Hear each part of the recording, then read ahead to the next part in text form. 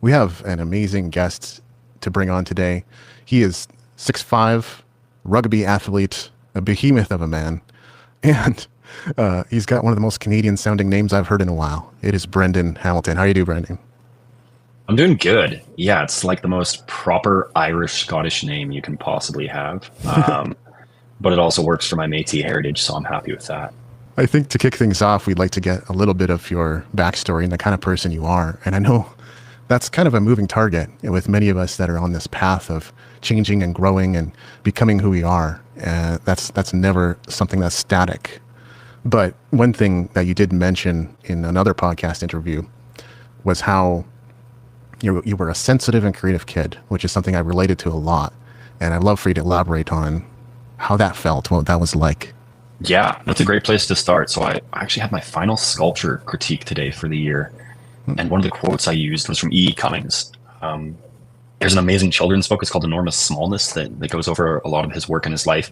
And the quote is, "It takes great courage to grow up and become who you are." So I think if I really had to summarize my journey, that's a big part of it. Growing up, really young, sensitive kid, loved singing, loved dance, but was also very, very athletic.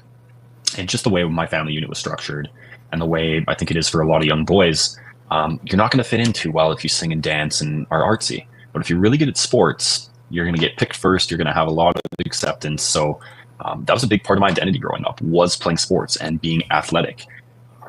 But to the detriment of connecting with these parts of myself that I think are really, really core to who I am, my expressive side, my sensitive side, being able to be vulnerable, connect with feelings, all these things. And so I went through life with, I would say, a lot of armor and a pretty big facade. I developed a lot of personas to figure out how to get attention or what would get respect within culture. Through contact sports, like you said, rugby, it's like, hey man, you're a big guy. Like if you can get out on the field and you can crush other people, which much as I really enjoyed it, that's kind of where you gain respect. And so as I became an adult, I had this idea that I wasn't artistic whatsoever, but I went through a lot of formative experiences that started to slowly peel back those layers, whether it be the end of romantic relationships or just going through bouts of depression or feeling like I'm not having much direction or meaning. And I would say through a lot of counseling, through a lot of inner exploration, through very cautious and responsible engagement with psychedelic assisted therapy, I've probably spent the last 7 or 8 years reconnecting with the core of who I believe I really am. And it's quite a gentle, patient, creative human being who just kind of wants to create beauty in the world and figuring out what my gifts are and how those can be of purpose to serve my community. I mentioned at the very beginning Métis heritage, and so a large part of the way I view the world is through not only, I would say, a Native American lens, but just an Indigenous lens in general. Looking at a lot of similarities globally is how does your life contribute to the village? That's kind of how we're meant to live. I think the happiest people on earth have a really deep sense of community, and so that's what I try and focus on now is how do I live a life that's really purposeful in service to my community? How do I deepen relationships? And that really is kind of the fundamental thing, is relationships are everything. Yeah, absolutely. It's one of the reasons we do what we do with Spark Infinity. I was athletic as well in the early going. I loved basketball, baseball, and soccer. I couldn't really choose between them. I was a soccer player for a while because I got on the soccer team, and then pretty much shifted over to basketball as that seemed to be more, I had a knack for that. Repeated injury sort of informed me that it might not be the path forward. And I think there's an element to being an athlete that requires a really tough mindset as well. I mean, I grew up with that in Japan. We definitely had a militaristic mindset, if anything, about school and what that meant. It was a commitment. If you went to school, you didn't go to school to just go into classroom and learn a few subjects. There was also an element to it that if you were part of a club, there was a minimum of 1 or 2 hour commitment after school every day, sometimes all the way till after supper, like 7 or 8 p.m. So there's one thing I've heard about being athletic or just working out in general, doing things more with your body. In a way, you're thinking with your body versus your head. And so getting out of that, or at least finding a balance to that, if you're reading books or if you're resting or if you're going out and enjoying in nature, you actually have to be in your head more. And that differentiation really struck me as important. I'm wondering how that transition to creativity kind of happened for you. Yeah. I actually really want to touch on that. I will say like one thing that a background in athletics really did form within me, especially I was into extreme sports, is like a willingness to just push yourself. And I feel very blessed that playing high level athletics I was able to transition that mentality. Like if you're going to be an artist, push yourself. You know, if you're doing extreme sports, you fall down and you get up over and over and over again and you slam until you make something. And I think being an artist, that sense of resilience is really important. And then I would actually say, like, as much as I had great body awareness, I wasn't in my body playing sports. I was very disconnected. I had to like shut off feelings, sensations, everything like that. I was very much in my head. And so my journey has actually been like reconnecting with the body, reconnecting with intuition, reconnecting with emotions, even just like learning what a healthy expression of anger is and not letting people walk all over me. And so as I've been able to connect with my body, it's actually like unlocked more creativity. And I now have I would say like a greater discernment, which is a kind of combination between this beautiful mind that we have, this meaning making, pattern recognition, with this ability to like connect with my art in a very visceral sense and to actually like, feel like I'm connected and I'm a part of it. So when you say people who are walking over you, is that kind of like, I had experience of being a people pleaser as well? Is that kind of what you're describing? Yeah. So, you know, an analogy would be like you take a baby elephant and you tie a stake around its leg and you put that in the ground and it can't get away. And as the baby elephant grows older, you know, it's more than capable. It's this giant, huge, strong animal of ripping it out of the ground. But its conditioning has been such that it still holds on to the mentality that like it can't. And you know, being a very sensitive kid, just in the environments I was, you know, there's a lot of bullying going on. In my family unit, there was a lot of like, what you want doesn't matter.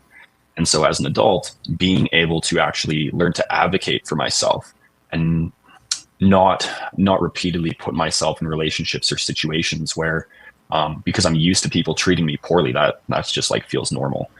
And when, you know, when I feel anger, like, man, I gotta get control of this anger. Why am I angry all the time? And it's like, well, you're angry because people are treating you like shit. And maybe you just need to like very politely tell people to fuck off every once in a while, and like know that you're kind of a sovereign human being. So that's been part of my journey, and it's, you know, it's kind of an interesting thing, right? Like I'm a big guy, but there's a lot of big people that walk around with their heads down, you know. So learning to just like have a sense of self-esteem and self-advocacy has been a big part, and it's kind of nice now that I'm doing that. Like I'm a very gentle person, and so as much as I do Muay Thai and other stuff now just as an outlet, I want to be a protective force in the world, you know. I want to use my size or my strength as a way to actually like bring gentleness and bring harmony. One of the ways I do that, I spend time with a lot of kids, just like their inherent creative spirit, their view of the world is just absolutely beautiful. And being able to, with my nieces, nephews, stuff like that, just like have this strength and use that to wrestle them, but also like give them the biggest hugs ever. That's kind of how I want to move through the world. So. Bullying is something I've certainly encountered quite a bit. And having it in a family dynamic sounds like a whole other thing, though. That sounds like a path unto itself. And I don't know if I'd be sufficiently prepared for something like that. What I will say is, like, I did some deep inner work with a coach this year, because those bully energies were sticking around just in different ways. They manifested through coworkers and partners and other people I was providing content to for a long time. And as we worked through that broke off. Those bullying energies left, and abundance was allowed to come in. And it was really incredible. But it's sometimes tough when the bullying is external, yet what you have to deal with is something internal. Such a paradox. Yeah, it's really tough, right? And as passionate as I'm about art, kind of one of the other main passions of mine is just psychology, coaching, things like that. And what I've learned about brain development is, for kind of the first 7-8 years of a kid's life, like if you're growing up in an environment with your caretakers, anytime something's wrong or they're upset, you don't have the cognitive ability to recognize like, oh, they're upset at something else. This isn't me. It's always about you. And so we can build these operating systems or these beliefs that like, I'm bad. And the vast majority of people they live their lives until the day they die, like running on operating systems that were formed in their childhood. And so like what you're talking about, I've been doing something called like parts work through a modality called internal family systems, and like learning about different parts or different belief systems that I can tend to from this mature place and update that so that I'm no longer limited by that. And that's like, as cliche as tried as it's hurting people hurt people. So I kind of understand why people in my life treated me the way I did, because they had a sense of powerlessness or they didn't deal with their own shit. And that's like, I think one of the beautiful things of living in the age we are now is with the digital age, we have so much access to information to work on ourselves and work on the things we need to work on. There's just so many tools, and I've found it's a very virtuous cycle. The more you seek those things out, the more you meet people who are, I think, on a similar journey of healing or maturation, as I would call it, just like maturing and deepening as a human being and kind of developing more intimate comprehension with yourself. And you start to attract people and you share. And I think creatives are a very, very tapped in community for that. I've just met so many beautiful souls who are like on this journey. And the more you do it, I mean, the more creativity you unleash, the more, like you said, you attract like abundance in terms of relationships into your life. Yeah.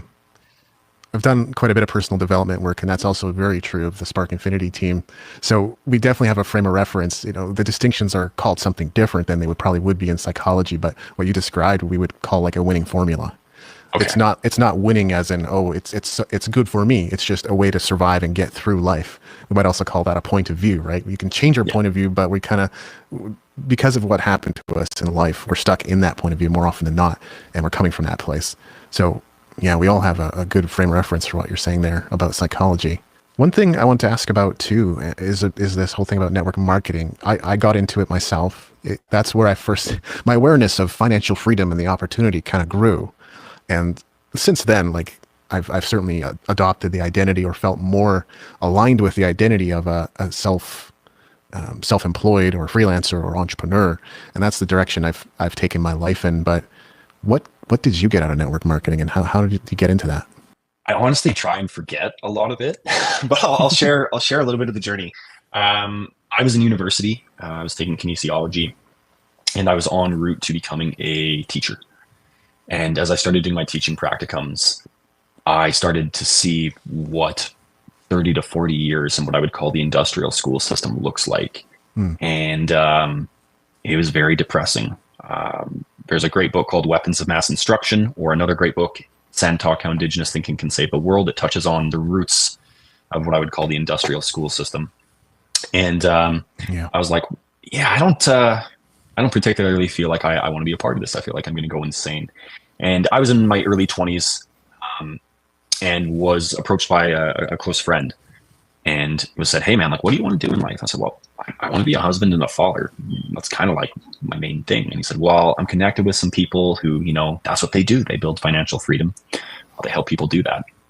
And so over the course of kind of the next 4 or 5 years, I would say the things I really got out of that was, I sold all my video games, started reading books voraciously. So that really got me into personal development. Started getting into personal development podcasts. I was working at a nightclub at the time. I was actually running ladies' night for Cowboys nightclub in Calgary. And, as much as I learned a lot from those experiences and had a lot of good times, I started to see that there were conflict with the values I was trying to develop. I saw people who had good marriages and had a certain sense of integrity. I saw people who had a foundation of faith in their lives, or spirituality that was really meaningful towards them. I started to think more entrepreneurially. And so those were all benefits. But ultimately, the way our particular system is structured, you had a mentor. And there's kind of a phrasing that I've taken on is, on the path to enlightenment, if you should happen to find the Buddha, be sure to kill him. And kind of, there's multiple ways to interpret that. But the way in which I've interpreted that is like, as a young man, and this is prior to me doing any counseling, so I would still they still really didn't have much clue of who I am. You come upon this man who, like, very confident, seems like he has answers, embodies a lot of qualities you want. And it's like, man, this guy's the Buddha. He's got it all figured out. But as I started to do counseling, and specifically I started out with a modality called EMDR, eye movement desensitization reprocessing, I started to strip away some of these layers and some of these personas to be like, dude, like, all you want to do is go to art galleries, and like, you were a metalhead and you had long hair most of your life and you've got tattoos and like, you haven't been going to shows. And I started to see that, this human being who I thought had all the answers didn't. And in fact, was kind of like stunted in their development. There was a lot of pride and a lot of hubris. And as well, within that organization, I just started to see a lot of groupthink. Not a cult, but like we all think the same. And any thinking outside of this isn't, it's not encouraged. Like, don't read books that aren't on our approved book list. And I was listening to podcasts like the Tim Ferriss Show, where I was like, man, there's so many people who have such fascinating career paths and seem to be doing such interesting things. And I started to realize the compensation system of the organization was irresponsible. There were only so many people who were, as driven as they could be and had, I would say, like the personality or the qualifications to kind of make it to a higher level. I started learning about ulterior financial systems like crypto and just seeing that it wasn't really financially responsible. And my business partner and I, who had kind of like gotten me involved, him and I both got really depressed. And same kind of thing. He had long hair most of his life, full tattoos, and we both quit. And he like went headlong into photography, built out a camper van all on his own. I started looking into architecture, going to different exhibitions, and we just kind of like, we were free and we started to flourish a little bit. So, there were a lot of positive things that I got out of network marketing and the particular organization that I was involved in. But ultimately, it's like, I just found it was based on conformity. And for like somebody who's very expressive and very creative, it was literally crushing my soul by the time I left. So, I look at it as a learning experience, but ultimately I've like moved on to, I would say, charting my own path. And I think like as a creative person, that's another challenge. Like I said, I'm not a fan of the school system. Is like, it's not cookie cutter. There's a lot of uncertainty. There's a lot of just like following tracks and seeing where they lead and things not panning out and being able to like flow. And that's a whole nother skill set in and of itself. I share a lot of those experiences, and I think there were two things that ultimately sent me over the edge as far as network marketing was concerned. The first thing was, I remember sitting at a weekend conference, a rally, and they asked the platinums and above to stand up. If you have a platinum business, you're probably making about $5,000 a month. In a room of about 600 to 800 people, about 10 people stood up. So then I thought to myself, to support those 10 platinum level businesses, you need 600 to 800 people. How many people do I need? And I understood that it's a business of duplication. Of course, I don't personally need to sponsor 200, 300 people, but I might have to be involved in every one of them. Is that something I'm willing to do? Mm-hmm. The other thing that sent me over the edge was reading the fine print that talked about, if you have another business, we own it. And I thought, oh my God, what did I get myself into? I don't understand legalese all that well, but best I can understand, they own anything you could possibly create for the next 10 years. Wow. So that was crazy. So we've gotten a sense of your character, the person that is Brendan. Now I'm wondering, like, what sort of things are you getting into creatively? What's your project right now? So I'm currently a student at the Alberta University of the Arts. And I guess I would consider myself a bit of a multidisciplinary artist. So you can see one of my pieces in the background there. I've kind of got my own abstract, very simple illustration style. A lot of it was inspired by a gentleman named Alex Janvier, who just passed away this year. Probably one of the greatest Indigenous artists of all time. His stuff is just absolutely breathtaking. But at the moment, I've been very, very, very blessed to receive a couple artist grants. So the first project I'm going to be working on is a music video, and it's going to be juxtaposing contemporary Indigenous dance. So trying to find artists who do hip hop or other forms with traditional fancy dance, and using it as kind of an expression or a platform to address how one of the mechanisms of killing Indigenous culture was to suppress dance, to suppress song, to suppress music, and being able to just have a really kind of beautiful contemporary way of showcasing those artists and that form. The second grant I'm going to be working on is a project called The Lost Boys. I personally have been very, very passionate about men's work, understanding the difficulties that boys and men face in culture, in developing, and the damaging effects that has on them, but not only society as a whole. And pretty much everything that affects boys and men affects Indigenous boys and men to an even greater extent. One of the easiest stats would be the highest percentage of homeless and incarcerated males in Canada are Indigenous men. Highest suicide rates, Indigenous boys and men. So I'm going to be looking at a lot of the issues that they're facing and doing interviews with certain people, hearing about their life stories, things they've had to overcome, and turning that into a digital kind of magazine. So that's something I'm working on. And then I kind of have my own personal practice as well. I just submitted some art to get a number of prints done. I've started making my own kind of greeting cards, things like that. Been working on just some different sculpture proposals, and I would also just say like music and dance are a big thing for me right now. So doing a lot of singing, doing a lot of movement practices, and like overall my moniker, which I kind of took from Bruce Lee, is to be an artist of life. He said, above all, I aim to actualize myself as an artist of life.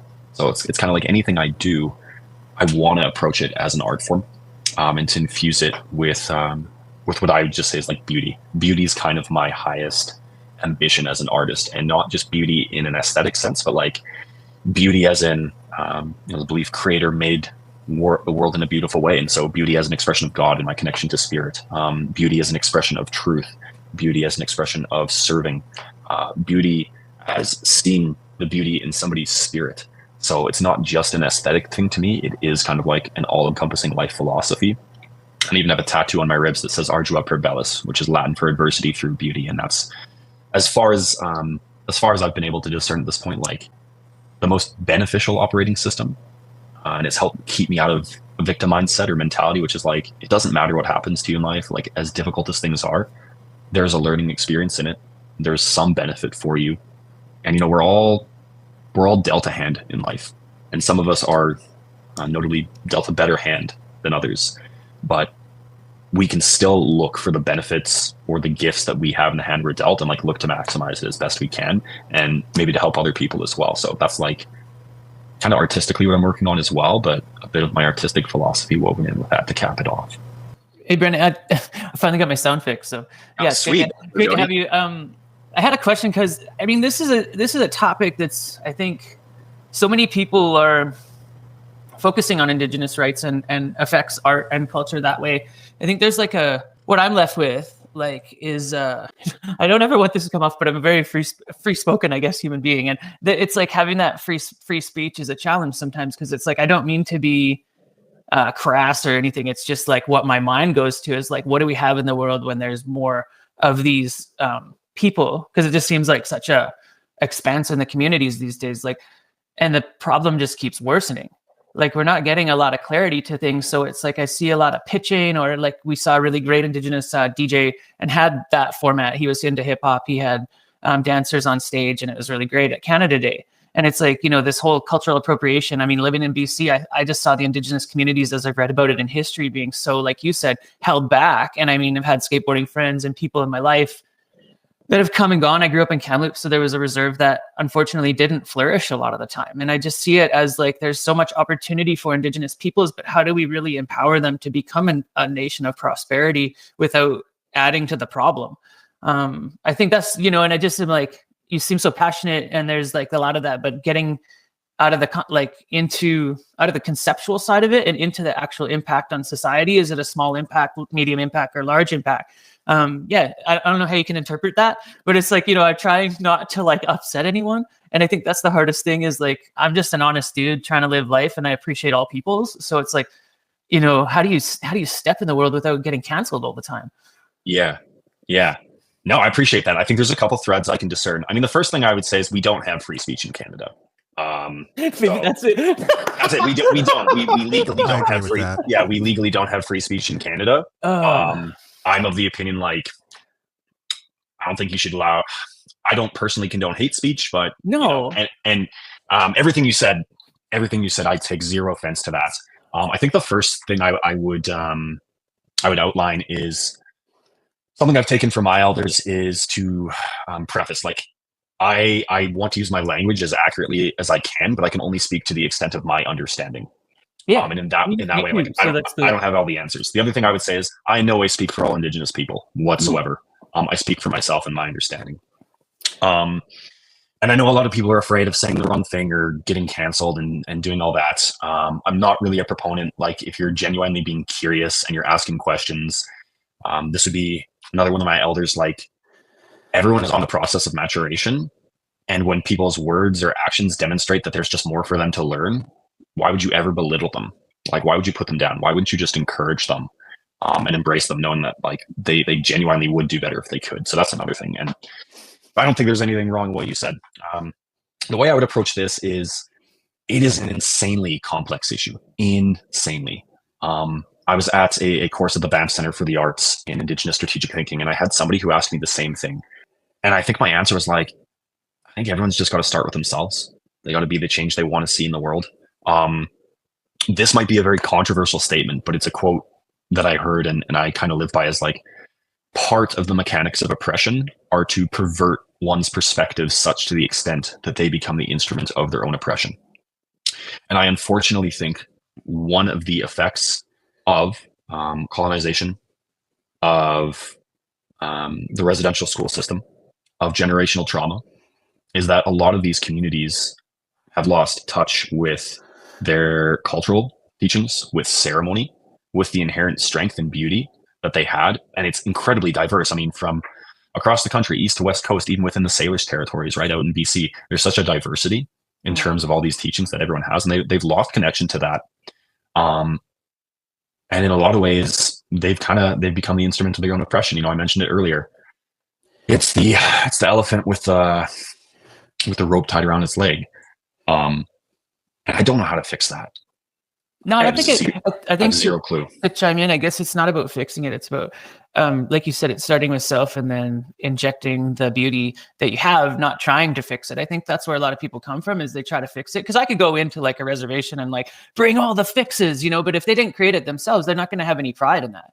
So the thing is like, I just sometimes wonder, because you're saying those things that I'm really touching base on, is like being kind of a victim in your own story in some aspects, whereas we have a chance to be a part of society and contribute as well, like in any sort. And I don't know, because I'm not Indigenous. I mean, like I said, this is a very touchy subject for me to speak about because I'm not Indigenous, but it's like I have lived on the outskirts of communities or traveled and been in very remote places in the world. But other than that, like I know so little. And it's just so sad to me that it has to, like you said, it almost breeds inside their own communities too, where they're not thriving or intermingling sometimes with community outside of it. Like I live in an area on Vancouver Island, right, where there's a large reservation, and a lot of the time it's just like, I just want to see them thrive. Like, and I hear about this, like people don't have fresh water and things like that. And I'm like, why can't we just work together as people to like provide for each other what we need? That's more my heart. My goal is like that part of beauty. So that's where I'm coming from, is like, I want you to thrive, but I did it in, my own life with family or friends where I've like tried to support them, but in turn it was selfish. And then it became about me giving to them and seeing if that would fix their scenario. And it actually disempowered them, and they became less like of what I thought they were going to be, Yeah. Yeah. That's really beautiful. Actually, that's very moving. And I think what I take out of that is like pretty simple. It's a give a fish versus a teach a fish mentality. Yeah. And that's been the government solution, is like, if we just throw money at things, it'll fix it. And while financial resources are beneficial and are needed, it's giving the communities a sense of agency to like really, really thrive. And again, I wish I had a solution, but I don't. But I love what you're saying, is like it's trying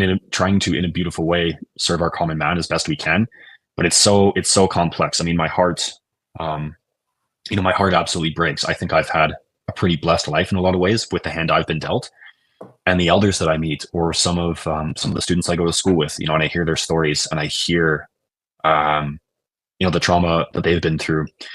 If anybody watching this wants a little bit of an insight, there's a great film on Netflix called Indian Horse, which is a pretty gentle insight into some of what went on within the residential school system. And it breaks my heart. It breaks my heart. And it's a lot of work to undo. So. Yeah. I mean, we can see it, right? So it's still happening. We're still just uncovering it still. And I mean, it just is that part as like, when do we as a community in the world or in our communities, be able to interact and commingle with those nations and things like that, so we can make a difference more together rather than having to be so separate. I mean, I even went on a reserve by accident. I went up, there's this beautiful church in my area, and I drove up this road, just like take a picture of my motorbike, and I got like shooed off, like, get out of here, you're gonna get tickets, blah blah blah. I'm like, oh dude, like I have no disrespect whatsoever, but like I was literally like, they're gonna fight me, or like, you know. And it's like, how does this work? Like I'm not your enemy, like I'm your friend. Like, Yeah. If you have this, like, and everybody's commingling outside of that, and they take part, it's just such a, like, I'm trying to catch myself because I'm like, I'm gonna dig myself in a hole, right? And it sucks because I just want to support, you know what I mean? I just want them to know, like, I'm your friend, I'm not your enemy, and I'm like here to help you in any way that I can.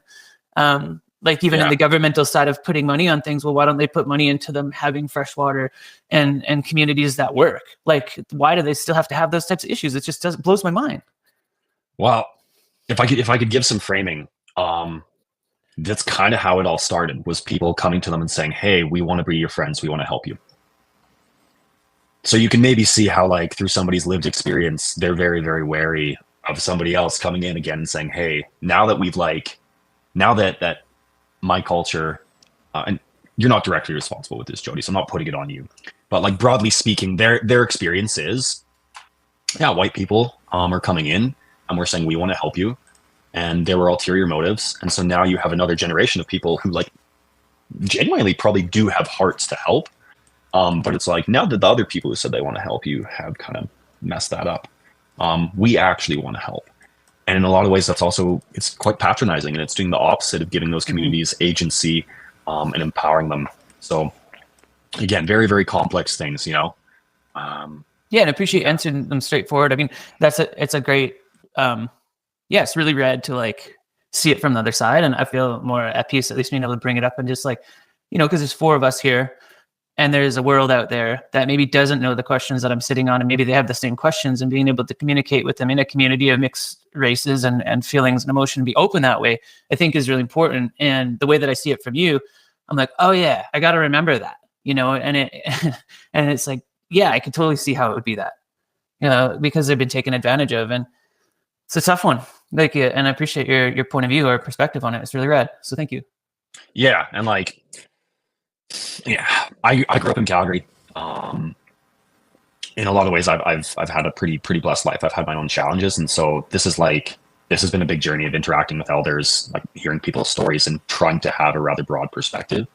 But yeah, just like, I don't know, fundamentally trying to live as beautiful of a life as I can, and just like try and serve on other people. You know, help people heal in any way. Just like share my story. That's kind of like how I've approached it. And I mean, one thing I'm looking at doing is, once I'm done my degree, potentially a master's in art therapy out in Nelson, in an institute called the Kootenai Art Therapy Institute.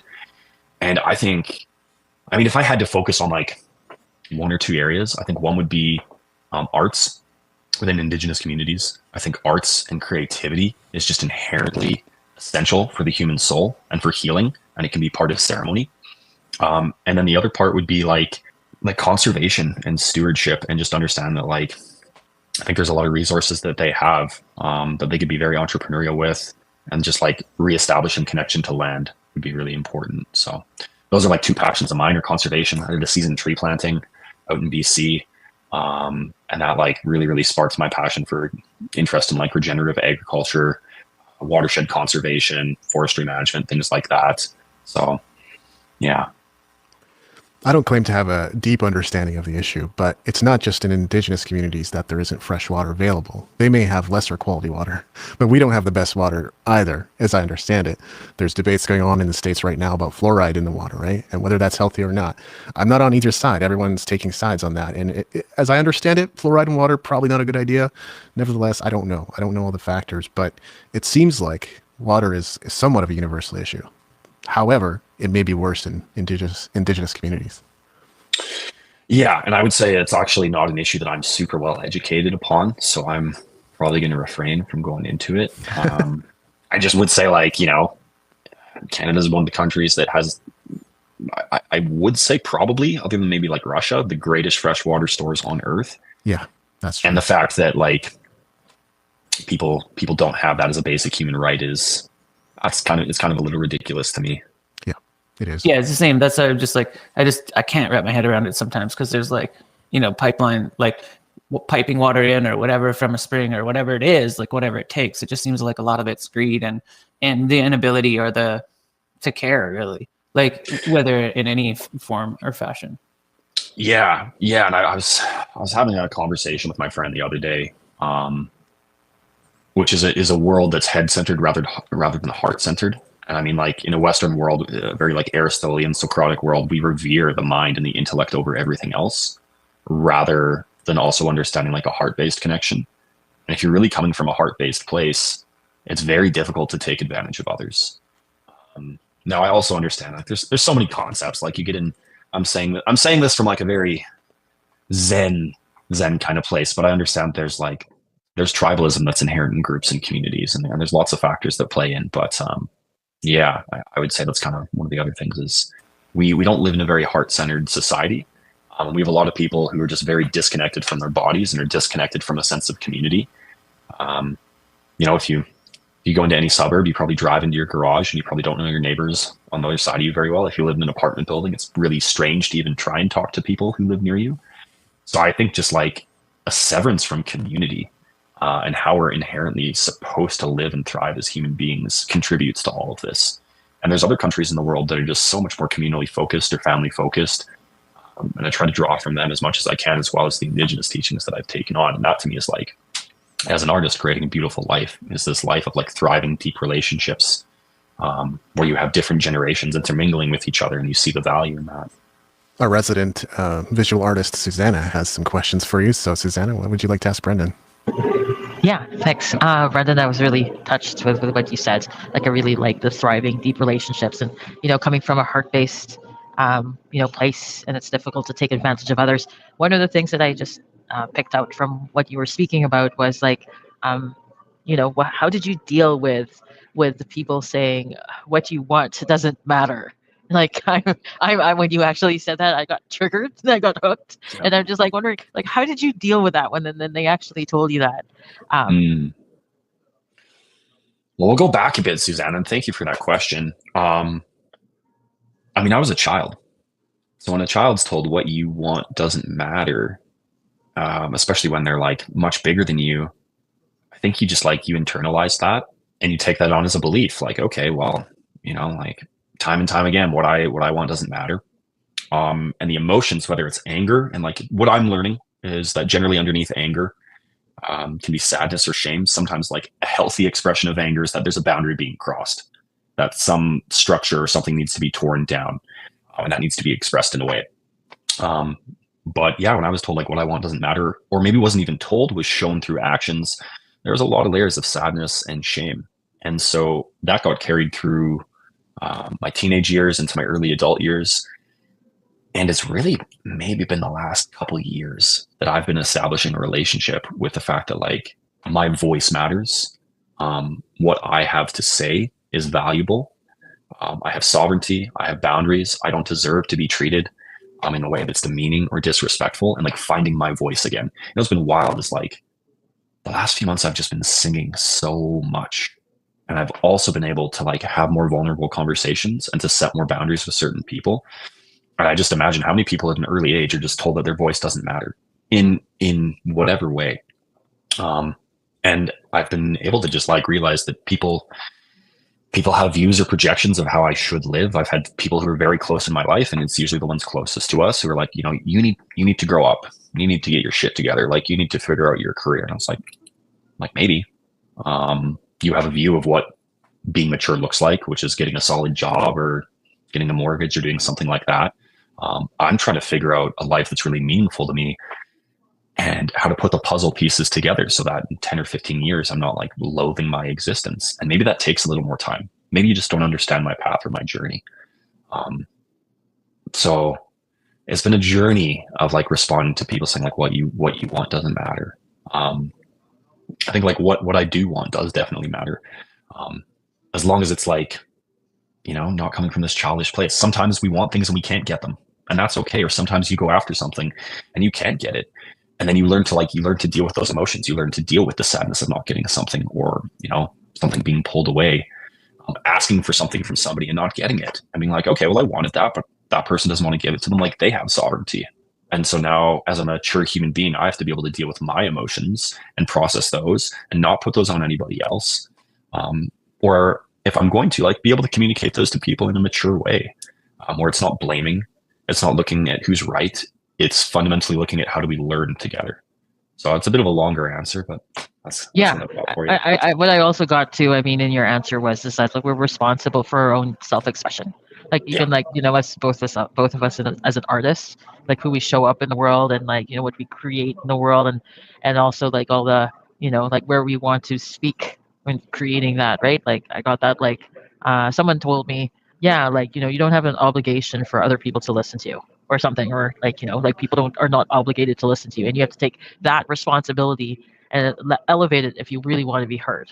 So I'm like, wow, like, it's just like stepping out into being a creative artist, and stepping out and, like, creating that voice and creating who you are and creating who we are in everything that we do, right? So, yeah, and then it just really, like, like, your journey is, like, it's so beautiful. So, like, I'm not there yet, but, like, I can really see that I could totally relate, with what you said, and thanks for your answer. Yeah. Yeah. No, I appreciate that. And what I was saying is, like, I'm not there either. Like, it's a never ending path. You only find it by walking it. And I really appreciate your questions. Just, like, I've got a big smile. My heart's really full. So thank you, Suzanna. Yeah, you're welcome. Thank you so much. Something I wanted to add to that conversation. I think intuitively I knew this topic was going to come up today. I don't know how, but I've been reading this book, 10X is Easier Than 2X by Dan Sullivan and Benjamin Hardy. I'll be inviting them to be a part of this holiday hangout stream we're supposed to have in 2 weeks. I have no idea whether they're going to show up, but I'm going to throw a few Hail Marys and see who actually makes it out to have a conversation with us. But a big concept that Dan Sullivan teaches entrepreneurs especially is wanting what you want. And so often we're asked by people to describe and to explain to them why we need it or why we want it. So there has to be a because to almost satisfy either the curiosity or the animosity of people. But his suggestion is want what you want. And there's no need for justification. Assuming it's not harming yourself or others in any way, it's fine to want what you want. I want a record label. Do I know why? No. And that's fine. I just want what I want. Yeah, I love that. And I think that's what a lot of people get caught up is somebody asking the question, they immediately feel like they've learned that they have to justify why they want something. And pretty simple. Want what you want. That's beautiful, David. Thank you. Suzanna? Yeah, I just wanted to share something else. Like, just recently, Brandon, I know that you're a Métis background, right? So, like, recently, I think in the last 6 months or so, I created like a, like a movement that's called like I Am Possibility, and we actually did it in Squamish, and then we had like about like a few other people, like about like maybe like 10 artists showcase their art in like like the in the elders community, and it's just standing for artists to be like possibilities in the world and showing that possibilities of like being multicultural, being like together and connected. And it was so beautiful to showcase it to to show it to the First Nations communities and whatnot, and I'd like to in future invite you to one of those. So it is just it's a movement that created like a lot of like like standing in who we are and being possible in the world, and like as an artist create that. Very cool. I've really enjoyed this conversation, and I'm not trying to rush to the end in any way, but I think this is the segment of the show where I want to give everyone an opportunity to just chime in whatever capacity they want. Especially Brendan, do you have closing thoughts, final thoughts, anything that kind of feels like it's been left on the table in this conversation that we need to cover? I'd just like to express very, very grateful to be able to have this platform to speak and to connect with you guys. I've been taking kind of any opportunity I can just to be on camera and to share and to connect with others, and it means a lot. Just being able to build deeper connections and speak about meaningful topics. So thank you to all of you for taking the time to set up this platform, because I know it takes a lot of capacity and a lot of resources and a lot of effort. I love the opportunity to share like this myself. I should probably give more interviews than I actually conduct, but nevertheless, it has been, I have been informed that it's a talent of mine, so I continue to do it. Jody, Suzanna, anything you'd like to ask or chime in with? I just wanted to say that, like, this is so great, Dave, that it actually is like a full, like, it's an outlet for me to be like fully self-expressed in the world. And yeah, I just wanted to say thank you for bringing in people and, like, having this conversation that people can relate to, and people can talk about what's important to them and be connected to great people like Brendan, right? And Jody and yourself. Amazing. I love that. And that's what I love to hear. Jody, anything for you? No, I just it's a similar aspect of life, is to be able to be self-expressed. I think that's one of my most kindred moments of spirit, is becoming that myself as well, and knowing who I am. I think I'm discovering that too throughout the years. So it's really a discovery of putting yourself out there, and then sometimes having a course correct or see where things go. And I mean, yes, it's how to be free in the world with so much confusion. I think it's I came up in a different era, so I mean, for me it was how do I embrace technology in a world that's not as easygoing as it seemed like it was when I was a kid. So it's a great topic, and we might even have to dig into it more. I want to acknowledge my Spark Infinity leaders for enduring technical glitches today too, because it's a live stream and you just never know what's going to happen. So thank you for being here and being part of this conversation. One thing I'll mention real quick, or a couple of things, head on over to our Facebook group. Brendan, we hope to see you in there as well. This is not my initiative. It's not Spark Infinity's initiative. We own this together. That's the only way we grow, is if we work together to have this happen. And that's how this live stream continues to grow and expand into new places.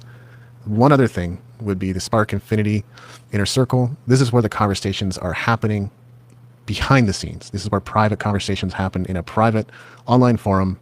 It's also a place for people to learn about how to grow their Instagram profiles, something that I've been surprisingly successful at this year. So if you want to learn what I've been up to and how I've been doing it, or if you just want to continue this conversation, at $9 a month, the Inner Circle is incredible value. And I would say the email series alone that you get over the course of several months is worth the price of admission. Suzanna dropped off, but there she is. Yeah. Yes. And that's all from me. That's all from us. Thank you, everyone, for being here. Thanks for being here, Brendan. And we'll see you again next week.